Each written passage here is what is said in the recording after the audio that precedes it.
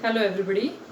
Yesterday we started our topic, that was ether, and we studied preparation of ether. Today we will discuss second part of ether, and that is properties of ether.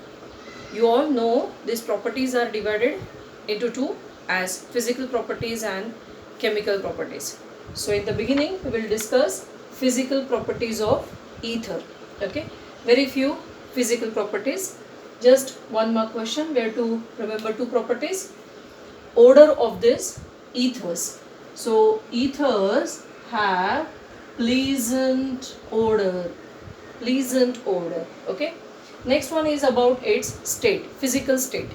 So if we say CH3O CH3 and CH3O C2H5, these two ethers are found in gas form, and all other ethers are present in liquid state. Okay, dimethyl ether and ethyl methyl ether, these two are present in the gas form, and remaining ethers are found in liquid state.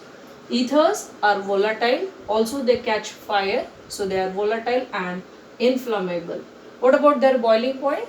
They are volatile, it means they are lower boiling substances, lower boiling liquids. So boiling points are low, and as per the criteria of the boiling point increases with increasing molar mass. As molar mass increases, boiling point increases. It means CH3OCH3 and CH3OC2H5. If we see, this one will have higher boiling point, or C2H5O C2H5 and C2H5O C3H7.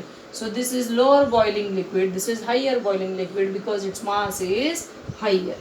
Bond polarity, we write ether as ROR. So we think that it's a linear structure, but ether is not linear. In ether, central atom is oxygen, and atomic number oxygen atomic number is 8, electronic configuration is 2 6. So last shell contains 6 electrons. It shares its 2 electrons with 2 R group, like water. Water is HOH, and these 2 hydrogens of water are replaced by 2 R groups. Thus in ether there are 2 bond pairs. Okay, these are electron pairs involved in the bond formation, and 2 lone pairs. So it's not linear. This oxygen, being more electronegative, pulls electron towards itself. This oxygen also pulls electron towards itself, and because of that electrons move in this direction. So what is the net dipole moment? Net dipole is found in this direction. Okay, so it has polarity, it has less or small bond polarity. Its dipole moment is not zero. Okay, so it has dipole moment in this direction. Next one is solubility. One more point, the bond angle. Many times this is the MCQ. What is COC bond angle? So that bond angle is 110 degree. We know that this oxygen is sp3 hybridized, like water. In water, oxygen is sp3 hybridized. In water, oxygen is sp3 hybridized, and the bond angle is 104 degree. Okay, here this H is replaced by R. R is quite bulkier group than hydrogen, so bond expands, and that bond is 110 degrees. Okay, so bond angle in ether is 110 degree. Hybridization of oxygen in ether is sp3.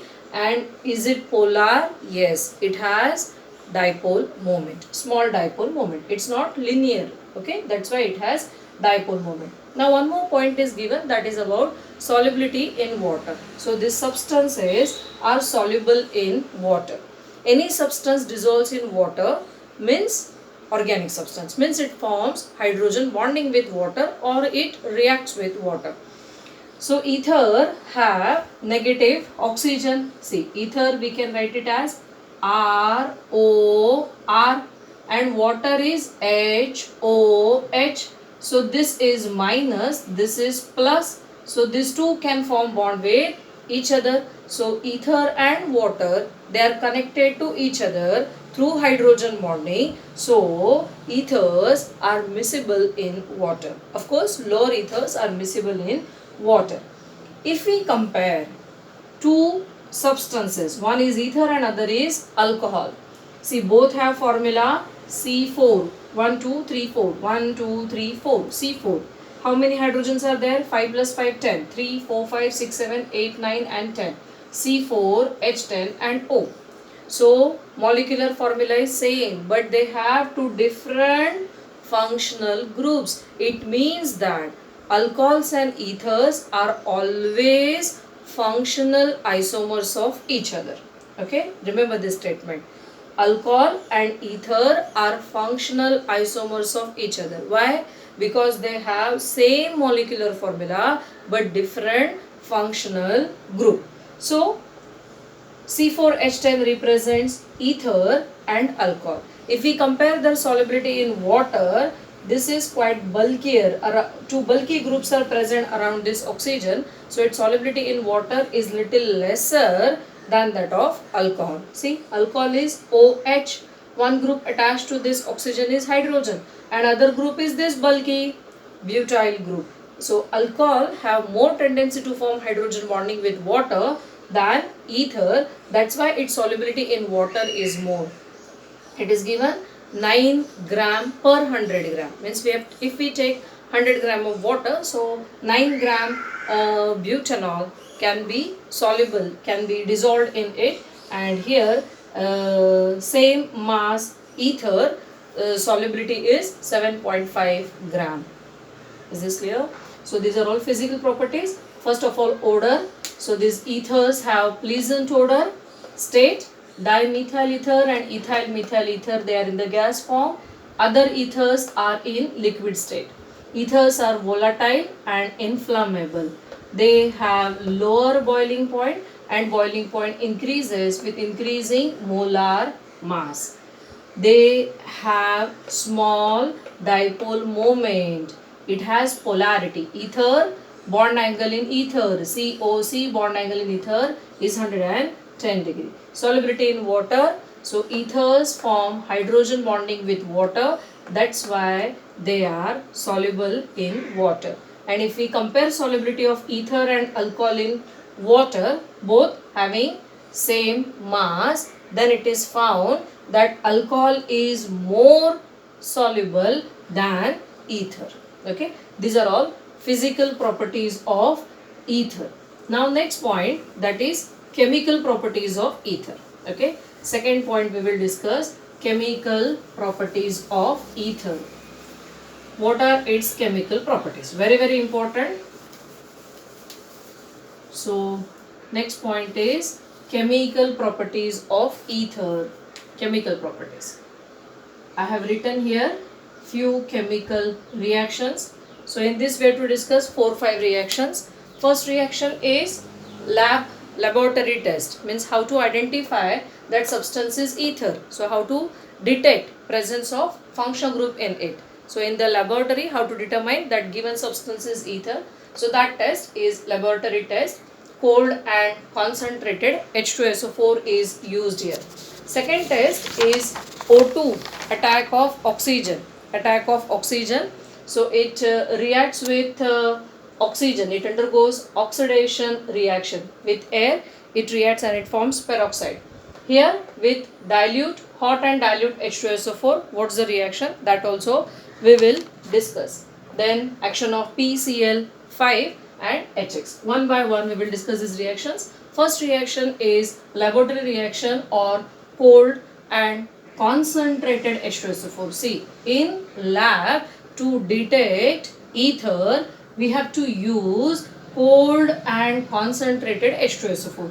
If we use hot and dilute H2SO4, then product obtained is different. So remember the condition. If it is cold and concentrated H2SO4, we get different product. If it is hot, dilute H2SO4, that ether undergoes hydrolysis reaction. How is it? One by one we will discuss. That given substance is ether. How to identify? So laboratory test, okay, lab test, where to determine presence of ether in the lab. Ether is also neutral. Ether is neutral substance, and that's why we use ether as solvent in many reactions. It is inert solvent. It doesn't react with so many chemicals. So neutral substance. It is neutral substance. It is not attacked by any oxidizing agent or reducing agent. Oxidizing agent or reducing agents cannot attack easily this ether molecule. Okay, so it is neutral, it is less reactive. Oxidizing reducing agent cannot attack this ether. Okay, so it shows these properties like alkane. Then what's the difference in ether and alkane? So we can say this test as distinguishing test between ether and alkanes. So distinguishing test. Distinguishing test. Which is this distinguishing test? See, as it is neutral, its nature is neutral, but there is one Lewis acid base theory. According to that Lewis acid base theory, a substance which can donate electron pair to other substance is basic in nature. So though ether is neutral, it is considered as Lewis base, because in ether central atom is oxygen, and oxygen have two lone pairs of electrons, so it can donate that electron pair to some other substance. So a substance which donates electron pair is Lewis base. So this is basic in nature. As it is base, it reacts with acid, so treated with acid. Acid used is H2SO4. H2SO4, of course, source of hydrogen. Source of hydrogen. So it provides H plus ion, and this is Lewis base. Base and acid reaction takes place, and there is formation of such type of ion, which is known as oxonium ion. Which is known as oxonium. Oxonium, oxo that is oxygen. Em ending letters em. I have told you this. Em ending letters em means it's a positively charged ion. Sodium, aluminium, ammonium. So all positive ions end with em. So this is oxonium. Oxygen having positive charge. Oxonium ion is obtained. And if we take alkane and if we treat it with cold and concentrated H2SO4, cold and concentrated H2SO4, then there is no reaction. Means if we take two test tubes, one having ether, other having alkane, okay, we have labeled it. Suppose now labels are misplaced, then how to identify which is alkane and which is ether? So add H2SO4 in it. Where reaction takes place, where there is formation of oxonium ion, means that substance is ether, and where there is no change means it is alkane. So it is said that it's a distinguishing test for ethers, distinguishing test between ethers and alkanes. Clear? First is laboratory test. So in the laboratory, ether reacts with cold and concentrated H2SO4 and it is converted into oxonium ion. Okay. Next, second reaction is attack of oxygen, attack of oxygen or action of air. So in air, this ether is oxidized. Okay, so action of oxygen, what happens in ether? See, suppose we have CH3, CH2, O, C2H5, simple ether. C2H5, O, C2H5. It reacts with oxygen when it comes in contact with air for long time, okay, prolonged time. So long time, if it comes in contact with air, then this ether is converted into peroxide. Peroxide, how do we get? See, this is CH3, this is CH2. So we can write it as this CH2. So between carbon and hydrogen, this oxygen is introduced. So OOH, OOH, that is H2O2. H2O2 means how is the bonding? Like this, HOOH. One H is replaced by this ether part. Okay, so it is corresponding ether peroxide. This O, C2H5 as it is. Okay, C2H5 as it is, or we can simply write this as OOH. OOH, that is peroxide, which is highly explosive, Okay, next one. So peroxide formation, when ether comes in contact with oxygen for a long time, it is converted into peroxide, which is explosive. Next reaction is hydrolysis reaction, that is action of hot and dilute H2SO4. See this reaction. Okay, what is the change? What happens in this reaction? So here hot dilute H2SO4, or we call this as hydrolysis reaction. Hydrolysis, lysis of hydra. Water is added, and that water is activated by adding few drops of acid in it. So what is the reaction? See, this is suppose we have CH3OCH3 reacts with H2SO4, or we can write HOH. Okay, and it is treated. This reaction takes place in presence of acidic medium, that is H2SO4. So what do we get? Change takes place near the function group. Function group is O. So break this bond. What is the reagent? Water. H and OH. Break it in this way. H goes to this oxygen and this OH group goes to this methyl group. So we get CH3OH, CH3OH. So 2 times CH3OH. Clear? CH3O, CH3 when reacts with water in acidic medium, mixture is heated, we get 2 moles of CH3OH. What if we take C2H5, O, C2H5, C2H5, O, C2H5 plus HOH, heated in acidic medium. The product formed in the reaction, see, break any one, it's a symmetrical ether, so break any one CO bond. So we get C2H5OH and one more C2H5OH. So 2 moles of same alcohol are obtained in this reaction. And if we start with CH3O, C2H5, this is mixed ether. So break any one bond, it is easy to break, smaller detach, it is easy to detach smaller alkyl group. So this bond breaks, OH goes to this, H goes to this bulky group. So in acidic medium, or here they have shown like this, H3O plus, both are one and the same. You can write plus H2O and H plus on the arrow, or you can write H3O plus. So water is added here and we get 1 mole of CH3OH and 1 mole of C2H5OH. Got it? So if it is symmetrical ether, we get 2 moles of same substance. If it is unsymmetrical ether, then we get mixture of 2 different alcohols.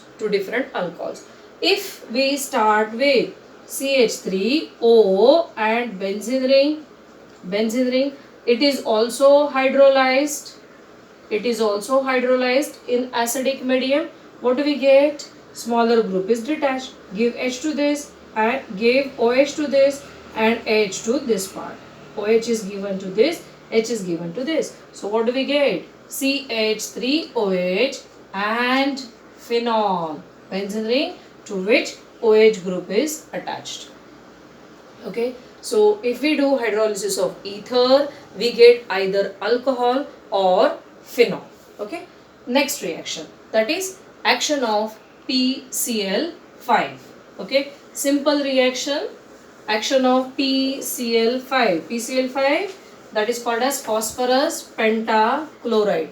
Okay, phosphorus pentachloride, PCl5. See, we have ROR plus PCl5. We have studied this reagent PCl5. It is used as chlorinating agent. It provides chlorine. It's a source of chlorine. So PCl5 reacts with this ether. Again change takes place near the function group.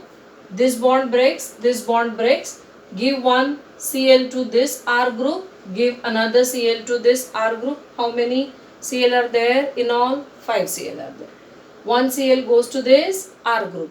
Another Cl goes to another R group. What is remaining? One phosphorus and 3 chlorine, and here one oxygen. So they all combine to form POCl3. So product formed in the reaction RCl. If these two are same, I'll write here R dash. RCl plus R dash Cl plus POCl3. See one example.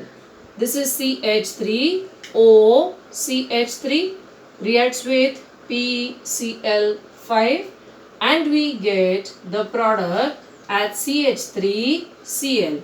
Here also CH3Cl. So 2 times CH3Cl plus POCl3. Heat it, of course. Heating is necessary.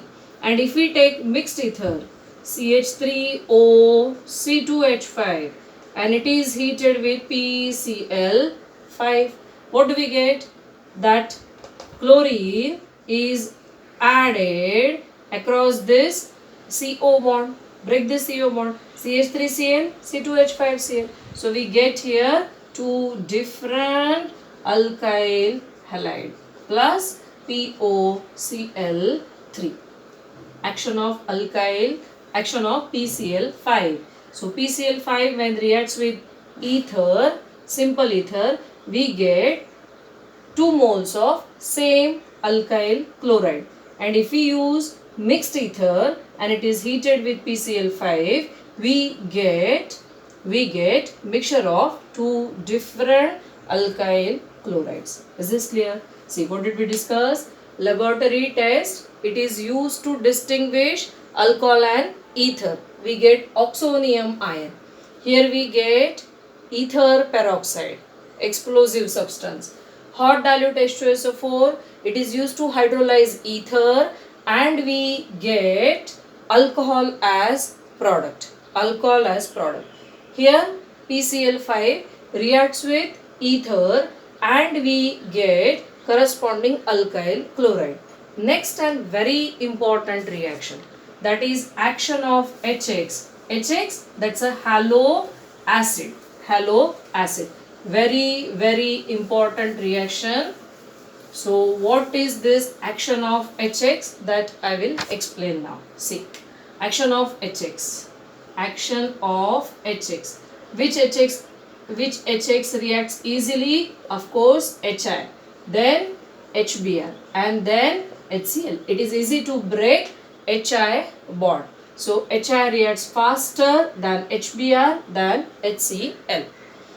What is the reaction? See, suppose we have CH3O CH3 and if we treat it with HX, heat it. So HX is added across this function group. Break any one CO bond.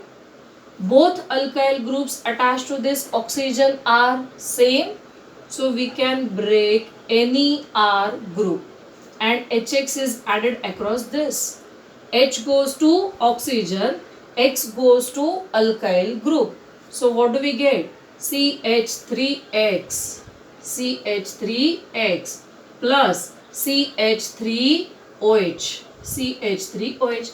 But this is alcohol. Alcohol can also react with halo acid. We have studied this reaction, conversion of alcohol into alkyl halide. So alcohol can react with this another molecule of HX. So again it reacts with HX and OH is replaced by X and we get CH3X plus H2O plus H2. This H and OH, they form water and this OH is replaced by this X. It means that if we start with CH3O CH3 and treated with 2 HX molecules, then we get 2CH3X plus H2O. But intermediate formed in the reaction is alcohol. Remember this. They have splitted this reaction in two steps.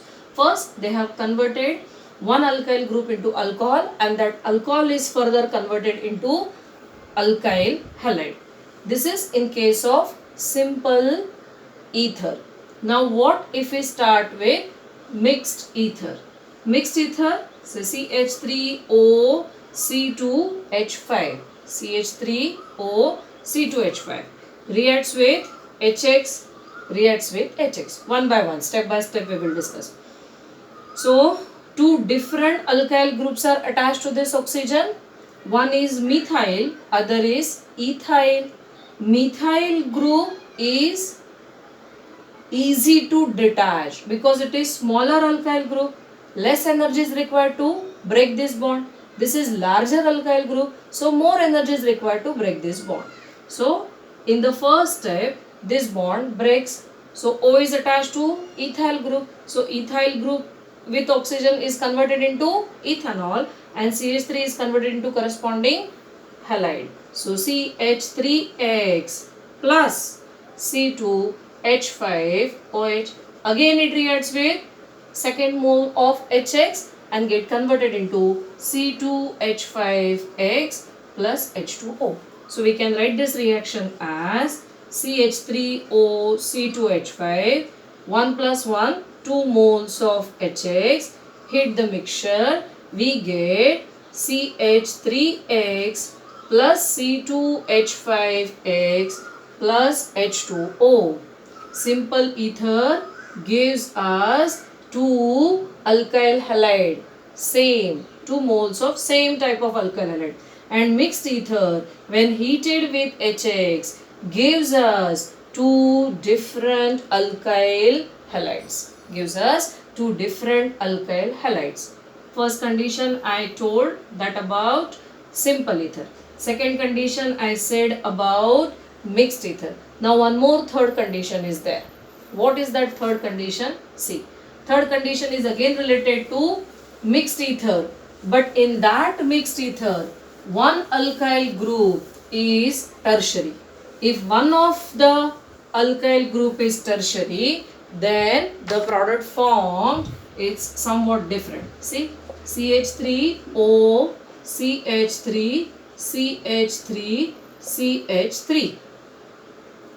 Tertiary butyl methyl ether treated with HX. Okay, heated. So in the previous example, CH3O C2H5 was there. So we break this group. CH3 group is detached. Bulky group remains as it is. In this case, bulky group due to steric hindrance breaks easily, quickly. Okay. So this breaking takes place in this way, and CH3O get converted into CH3OH. CH3OH. And this tertiary butyl group combines with this second half of the reagent, that is X.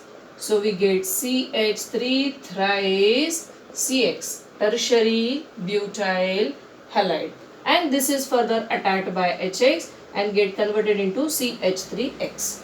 So if we start with mixed ether having one group as tertiary, then that tertiary group is converted into halide first.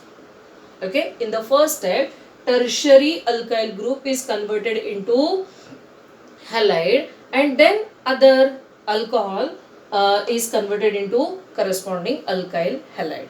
Is this clear? Very, very important. What is the mechanism of this reaction? Bit longer. One more time I will revise this reaction. So we will discuss its mechanism in the next lecture. Okay.